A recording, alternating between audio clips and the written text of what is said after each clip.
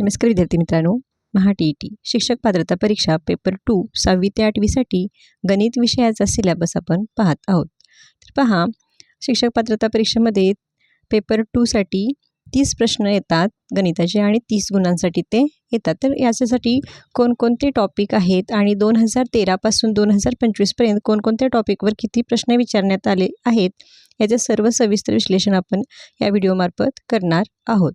तर पहा, या ठिकाणी 6वी ते 8वीसाठी संख्याज्ञान या प्रकरणावर 2013 पासून आतापर्यंत 13 प्रश्न विचारण्यात आलेले आहेत. तर यामध्ये पहा, संख्याज्ञान, संख्यांचे प्रकार, स्थानिक किंमत आणि दर्शनी किंमत हे दोन्ही पण टॉपिक ह्यामध्येच मोडतात आणि ह्याच्यावर अजूनपर्यंत 13 प्रश्न विचारण्यात आलेले आहेत. त्यानंतर पहा, मसावी लसावीसाठी 5 प्रश्न विचारण्यात आलेले आहेत. म्हणजे 5 वेळा 2013 पासून 2025पर्यंत 5 वेळा प्रश्न विचारण्यात आलेले आहेत. तर विभाज्यतेच्या कसोटीवर 2 वेळा प्रश्न विचारण्यात आलेले आहेत.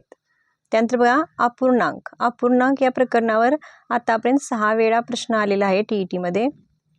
त्यानंतर पदावलीमध्ये 2 वेळा, सरासरीला 6 वेळा, सरासरीच्या टॉपिकवर 6 वेळा प्रश्न आलेले आहेत. वर्ग आणि वर्गमूळ आणि घन व घनमूळ यावर पहा, आतापर्यंत 9 वेळा प्रश्न विचारण्यात आलेले आहेत. त्यानंतरचं महत्त्वाचं प्रकरण आहे घातांक प्रकरणावर अजूनपर्यंत 17 प्रश्न म्हणजे 17 वेळा प्रश्न TETमध्ये विचारण्यात आलेला आहेत. त्यानंतर शाब्दिक उदाहरणे म्हणजे काळ, काम, वेग, अंतर यावर 2 वेळा प्रश्न आलेला आहे. त्यानंतर पहा, अंकगणितीय श्रेणीवर 8 वेळा प्रश्न आलेला आहे. तर सरळ व्याज व चक्रवाढ व्याज याच्यावर 6 वेळा प्रश्न आलेला आहे.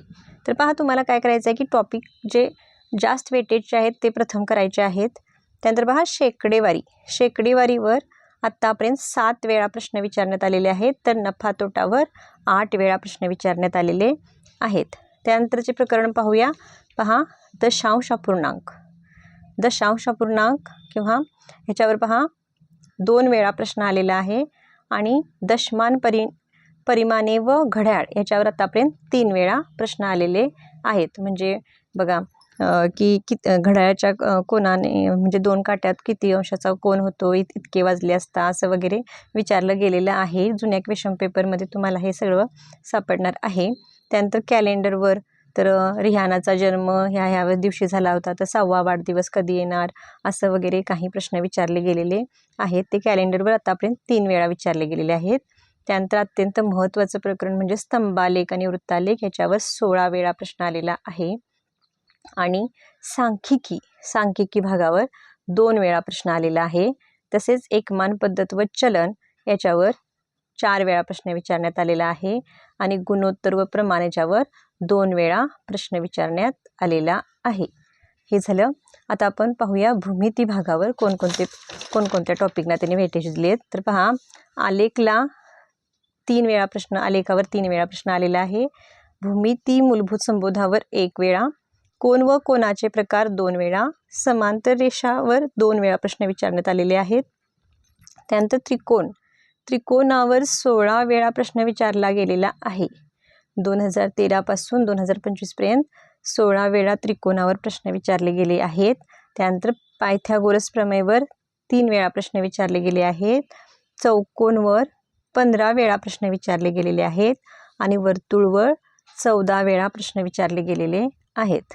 तर पहा, आता हे जे प्रकरण आहे, त्रिकोण, चौकोन, वर्तुळ हे जेव्हा तुम्ही करता तेव्हा त्याचं क्षेत्रफळ, घनफळ, पृष्ठफळ हे सुद्धा करायचं आहे, कारण हा सुद्धा महत्त्वाचा टॉपिक आहे. इथं 17 वेळा आत्तापर्यंत प्रश्न विचारले गेलेले आहेत. त्यानंतर क्रम, प्रतिवर्तन व संयोजनवर 5 वेळा प्रश्न विचारलेले आहेत. तर पहा, जास्त वेटेचे टॉपिक प्रथम तुम्ही करा. इथं आहेत बघा, त्रिकोण, चौकोन, वर्तुळ, क्षेत्रफळ व घनफळ व पृष्ठफळ. त्यानंतर संख्याज्ञान, संख्यांचे प्रकार. नेक्स्ट घातांक. नंतर चक्रवाढ व्याज, सरळ व्याज, शेकडेवारी, नफा तोटा, या ठिकाणी शेकडेवारी शिकला की हे सर्व तुम्हाला सोपे जाते. प्रथम शेकडेवारी शिकून घ्या, त्यानंतर नफा तोटा चक्रवाढ सरळ व्याज हे तुम्हाला एकदम सोपं जाणार आहे. अशा प्रकारे प्रथम जास्त वेटेजचे टॉपिक करा आणि त्यानंतर कमी वेटेजचे टॉपिक तुम्ही करा. तर अशा प्रकारचा हा गणित सिलेबस पेपर 2साठी 2013 पासून आतापर्यंत विचारलेल्या गेलेल्या प्रश्नामध्ये हे आलेले टॉपिक आहेत. तर या सिलेबसचा तुम्ही व्यवस्थित अभ्यास करा. पहा, प्रकरण तुम्ही लिहून घेऊ शकता.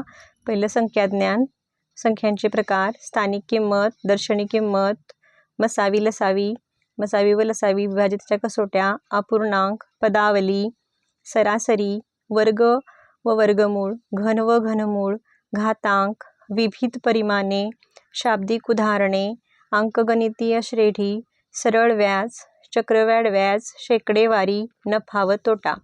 त्यानंतर दशांश अपूर्णांक, दशमान परिमाणे, घड्याळ, कॅलेंडर, स्तंभालेख, वृत्तालेख, सांख्यिकी, एकमान पद्धत व चलन, गुणोत्तर व प्रमाण. त्यानंतर आलेख, भूमिती, मूलभूत संबंध, कोन व कोनाचे प्रकार, समांतर रेषा, त्रिकोण, पायथागोरस प्रमेय, चौकोन, वर्तुळ, क्षेत्रफळ, घनफळ व पृष्ठफळ, क्रम परिवर्तन व संयोजन. अशा प्रकारे हा मॅथ्स सिलेबस पेपर 2साठी आहे. तर तुम्ही काय करा, जास्त वेटेजच्या प्रकरणापासून कमी वेटेजकडे या आणि जुन्या प्रश्नपत्रिकांचा काय करा, अभ्यास करा, जेणेकरून त्या प्रकरणावर कसे प्रश्न विचारले गेलेले आहे त्याची तुम्हाला आयडिया येणार आहे आणि कशा प्रकारचे प्रश्न विचारले जातात हे तुम्हाला समजणार आहे. त्यामुळे तुमचा अभ्यास चांगला होणार आहे. आणि यासाठी तुम्ही 8वी स्कॉलरशिपचे बुक अभ्यासू शकता, तसेच NMST बुक अभ्यासू शकता. तर आणि एखादे पंढरीनाथ राणेंचे एखादे सूत्रे व कृत्य हे पुस्तकसुद्धा तुम्ही त्याच्यासाठी वापरू शकता. All the best. थँक्यू.